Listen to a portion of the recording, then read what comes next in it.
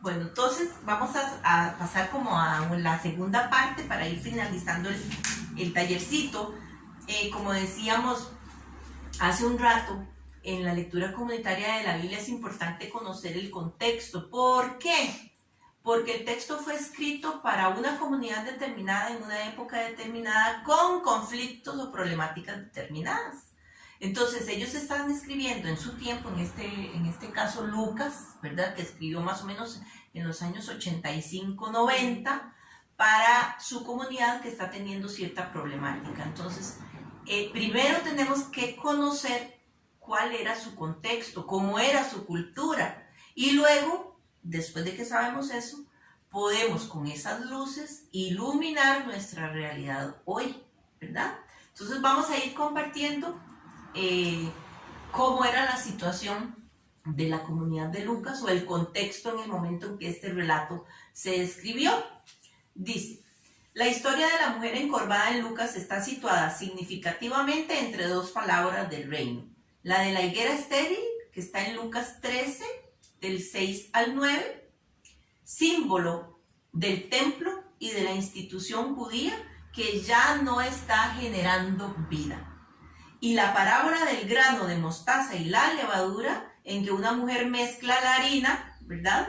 Y el reino crece poco a poco y es desde los excluidos de la tierra. Y este texto está en Lucas 13, del 18 al 21. Entonces podemos ver que este texto de la mujer encorvada está en medio de dos parábolas, una que está haciendo la denuncia contra el templo y contra la institución religiosa y las normas y las leyes, y la otra es la parábola del reino, la buena noticia que está anunciando que algo bueno están haciendo y que ese reino es desde los excluidos, desde los marginados. Recordemos que las mujeres son parte de esos excluidos, como decías vos, no es solo un grupo, hay varios.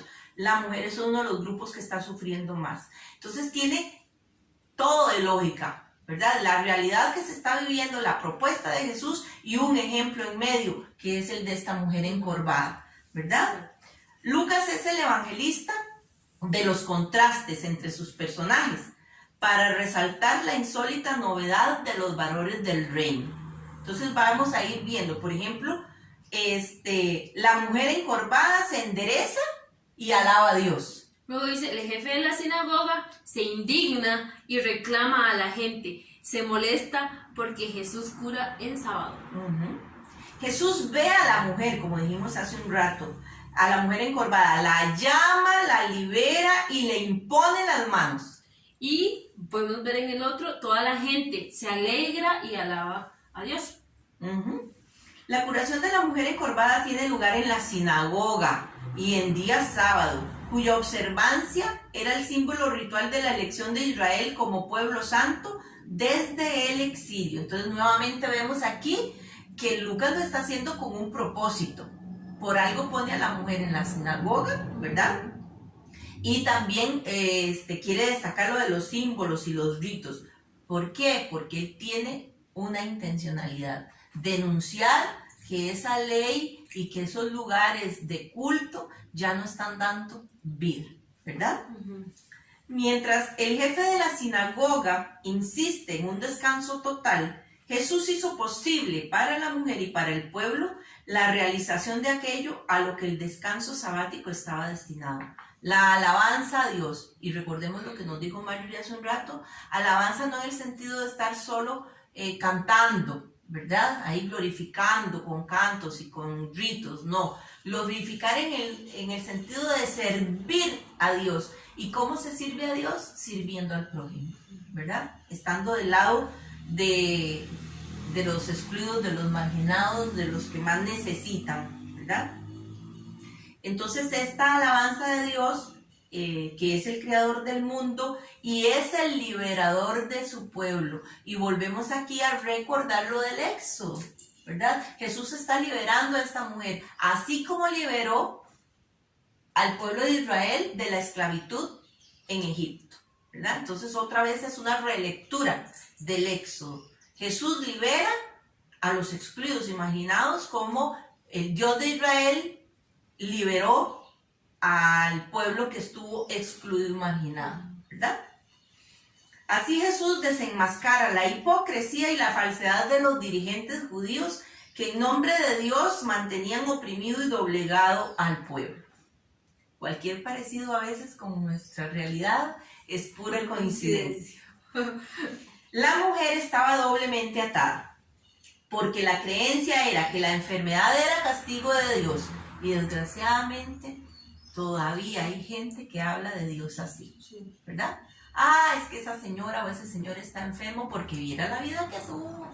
Es que fue bien mal portado, entonces claro, ese es el castigo de Dios, ¿verdad? Hemos heredado todavía ese Dios castigador, como que no le hemos entendido realmente el mensaje a Jesús, que vino a darnos un rostro de un Dios Padre, de un Dios misericordioso, de un Dios que perdona, sino que nos hemos anclado en aquel Dios que sigue castigando, ¿verdad?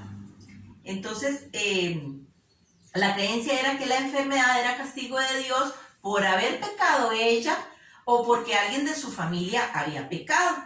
Dice el texto que esta enfermedad la tenía así desde hacía 18 años, por lo que es considerada como una mujer que no merece ni respeto, es humillada y es explotada. Esto de los 18 años es importante porque la posibilidad de vida de una persona en este momento era de 40 años. Muy raro una persona podía vivir más de 40 años. Entonces, si una persona cuya probabilidad de vida era 40 años pasó enferma 18, quiere decir que casi toda su vida pasó enferma.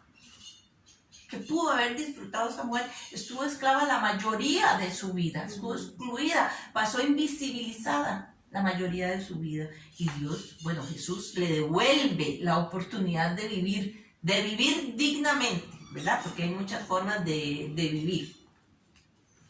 La figura de la mujer encorvada sirve como metáfora para mostrar que en aquella época ellas miraban al suelo y no al frente, precisamente porque la ley las tenía doblegadas, la sociedad las tenía excluidas. Debían ser sumisas si no querían ser castigadas, haciendo lo que se les decía que debían hacer. Pero también tenía la doble lectura de ver en su encorvamiento una persona considerada de rango inferior, que eso ya lo hemos dicho, ¿verdad? La mujer era considerada inferior, uno de los grupos inferiores de la sociedad. No era apta para estar a la altura de los buenos. Y si eso lo traemos a la realidad, a veces nosotros nos consideramos buenos y por eso nos creemos con autoridad de señalar a otros que son los malos, ¿verdad? Y eso, cuidado, porque podemos caer en la tentación de creernos los únicos dueños de la verdad, ¿verdad? El hecho de que después de las palabras de Jesús la mujer se enderece y dé gloria a Dios, significa que ya puede mirar de frente y también hacia el cielo para dar gracias a Dios. O sea, ¿qué es lo que esto nos quiere decir? Que ya la mujer recuperó su dignidad y vuelve a tener la dignidad y está a la par tanto de los varones o de la demás gente de su comunidad, pero también recobra la posición que tenía desde el principio, que le dio Dios mismo, ¿verdad? Al crearla, ¿verdad? Porque recordemos que la creencia era que Dios la había castigado. Entonces, con este gesto lo que se hace es que ella vuelve a tener la seguridad de que ella es hija de Dios y también merece respeto. Dice que también, digamos, acá podemos ver en esa actitud de esta mujer que ella toma una iniciativa desde el hecho de estar en un lugar en donde no se le permitía. O sea, ella rompió con la ley, ¿verdad? Rompió paradigmas, rompió esquemas, ¿verdad? Desde llegar, desde decidir en intentar algo, ¿verdad? Puede ser que no hubiera salido nada, ¿verdad? Pero fue arriesgada. Ella fue arriesgada, fue valiente, ajá. Entonces, podemos ver en esa actitud, ¿verdad? Que no solo Jesús rompió esquemas, ¿verdad? Al transgredir la ley de un sábado, sino que esta mujer también, al estar en un lugar que no se le permitía. Como decías vos, ¿verdad? Que el transgredir la ley incluso podía llevar a la muerte, ¿verdad? Y ella perdió incluso ese miedo. Cuando uno está en una situación extrema donde su vida está siendo amenazada, usted es capaz de cualquier cosa. con tal de recobrar la libertad o de recobrar la oportunidad de vivir de una manera diferente. Y eso es lo que el texto nos está contando, ¿verdad? Ok. Dice, Jesús la desata de ambas ataduras, la cura y le impone las manos. Y aquí es importante recordar que esta imposición de manos lo que significa o es un símbolo de pasar la sabiduría. O sea, Jesús le está dando sabiduría a esta mujer. Es el reino de Dios que está llegando porque una hija de Abraham, entonces otra vez está considerándosele parte del pueblo, porque recordemos que estaba excluida. Al llamarla hija de Abraham quiere decir que ella nuevamente es parte del pueblo que fue liberado. Nuevamente forma parte de la comunidad. Es una judía descendiente del mismo Abraham y por tanto tiene los mismos derechos. Es del mismo rango o igual que todos los demás e incluso más que el jefe de la sinagoga. ¿Por qué esto? Porque el jefe de la sinagoga tenía su religiosidad basada en el cumplimiento de normas y leyes, ¿verdad?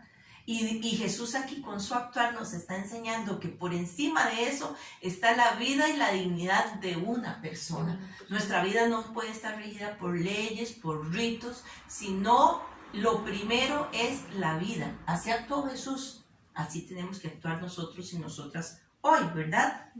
Ella se endereza situándose a la altura de los hombres que presenciaron su curación y es testimonio, o sea, de ahora en adelante ella va a ser testiga del reino, ¿verdad? Ante todos ellos de que la mujer y el hombre son iguales ante Dios en aquella época y ahora, hoy, que no se nos olvide. La está librando de sus males, que son los que le impiden poder vivir con la cabeza alta, es decir, la está liberando de la carga impuesta por la sociedad de su tiempo. Entonces, muchas de los males, de las enfermedades que muchas personas tienen es precisamente porque hay una sociedad injusta que le está haciendo cargar con cargas muy pesadas que no pueden sobrellevar, ¿verdad? Y nosotros a veces somos parte de esas cargas. Sí. Es capaz de recuperar su dignidad, su voz y su misión de ser portadora de vida y de ser bendición para el pueblo. Entonces, en este momento el llamado para nosotros y nosotras hoy es que seamos portadores de vida y seamos bendición para el pueblo. Y tomando esto de la Pascua y de la resurrección, nosotros tenemos que ser reflejo de la resurrección de Jesús. Que la gente, ¿dónde puede ver la gente la resurrección de Jesús? En nosotros, ¿verdad? Con nuestras acciones concretas de solidaridad, de humanidad, de cercanía, de escucha. Entonces, que se nos vea que realmente nosotros estamos viviendo al resucitado en nuestras vidas, ¿verdad? Bueno, como ya vamos a ir terminando con el taller, queremos solo dejarles unas últimas preguntitas para que ustedes las reflexionen en sus casas. Estas no las vamos a contestar nosotras, sino que van a quedar ahí solamente para que ustedes las reflexionen cuando, si Dios quiere, puedan reproducir el taller y que sirva para animar a nuestras familias y comunidades, ¿verdad?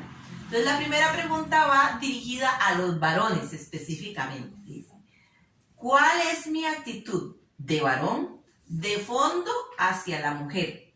De igualdad, de superioridad, de respeto, de dominación, de convivencia o de utilización.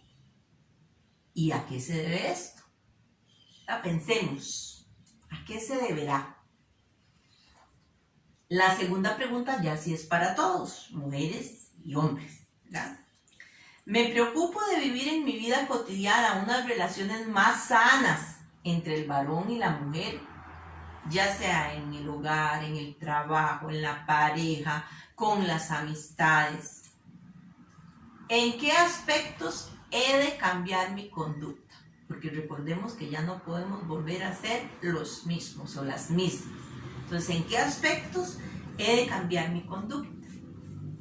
Otra que está ahí formada de varias preguntas, dice: ¿será que nosotros y nosotras, al vivir esta Pascua de una manera tan diferente debido a esta pandemia, seremos capaces de ayudarles a recuperar la dignidad a tantas personas que no hemos valorado? ¿Podremos ser la voz de estos que no han tenido voz?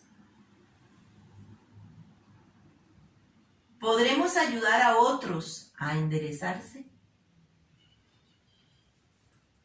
¿Podremos ahora cumplir con nuestra misión de ser portadores de vida?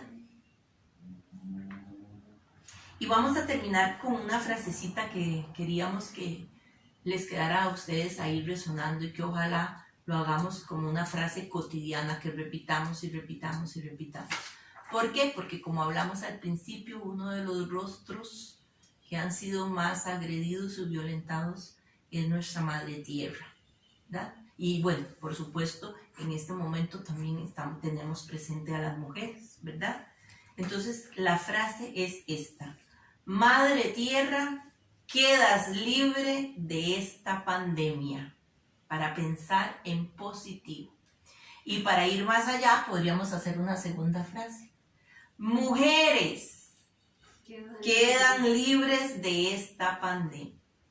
Para estarlo repitiendo, ¿verdad?